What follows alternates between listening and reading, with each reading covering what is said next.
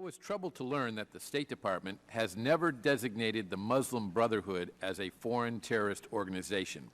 Since the Muslim Brotherhood formed in Egypt in 1928, it has sought to foster the establishment of a global Islamic state and jihadism in Muslims around the world.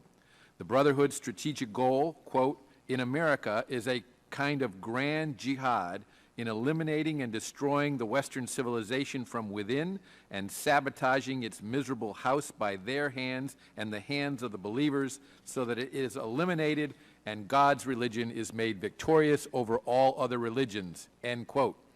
The Brotherhood and its leaders and affiliates such as Hamas have supported Islamist terrorism directly through fundraising and through exhortation. Each of these activities constitutes an act of terrorism under the Immigration and Nationality Act. Under the Act, the Secretary of State has the power to designate groups as foreign terrorist organizations. Such groups must be foreign organizations that engage in terrorist activity or retain the capability and intent to engage in terrorist activity which threatens the security of Americans or the national security of the United States. The effect of such designation is fourfold. First, it is true that aliens are subject to grounds of inadmissibility and deportation for ties to all terrorist organizations, whether or not the groups have been designated by the Secretary of State. However, following designation, this administration would actually have to deny admittance to aliens tied to the Muslim Brotherhood rather than continue to proclaim to the world that the Brotherhood is a moderate and secular organization. Second, the grounds of inadmissibility and deportability are more expansive for aliens with ties to designated terrorist organizations. In addition, the administration can't waive the terrorism grounds of inadmissibility with respect to aliens who are members or representatives of designated terrorist organizations or have received military training from such organizations. Third, persons who provide material support to designated terrorist organizations are subject to federal criminal penalties. Fourth, the Secretary of the Treasury may require U.S. financial institutions possessing or controlling any assets of designated organizations to block all financial transactions involving those assets. H.R. 3892 simply asks the State Department to do what it should have done long ago: recognize the Muslim Brotherhood as a foreign terrorist organization that threatens the United States, and, if not, explain why not.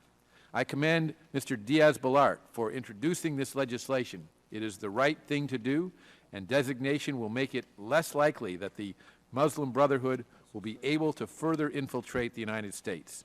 I urge my colleagues to support this bill.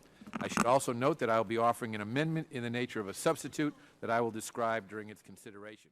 Without objection, the amendment in the nature of a substitute is considered as read, and I will recognize myself to explain the amendment.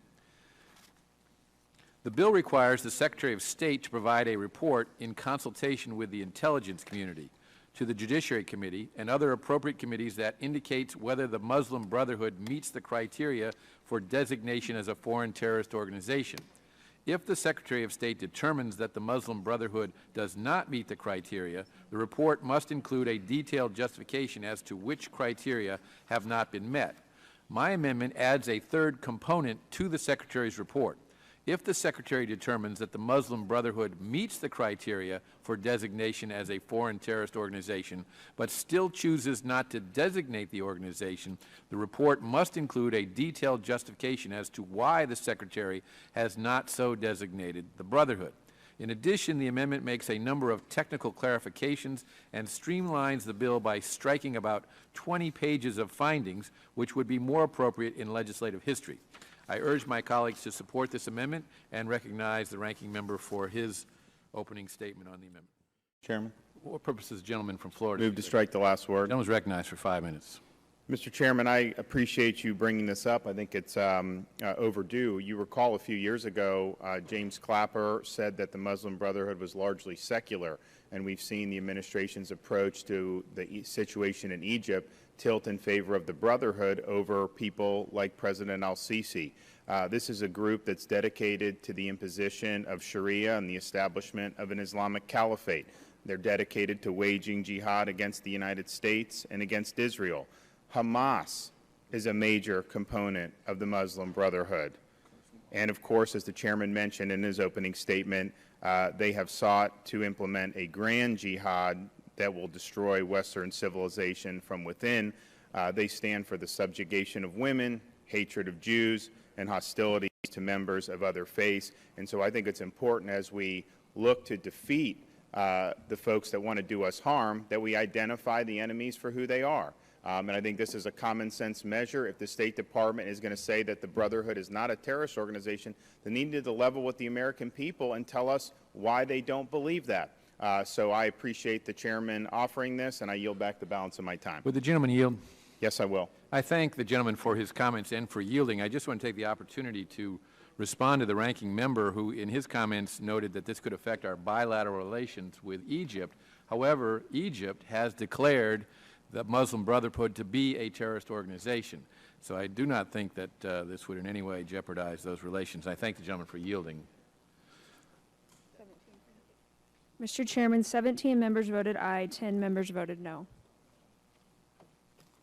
The ayes have it, and the bill as amended is ordered reported favorably to the House. Members will have 2 days to submit views, and without objection, the bill will be reported as a single amendment in the nature of a substitute incorporating all adopted amendments, and staff is authorized to make technical and conforming changes.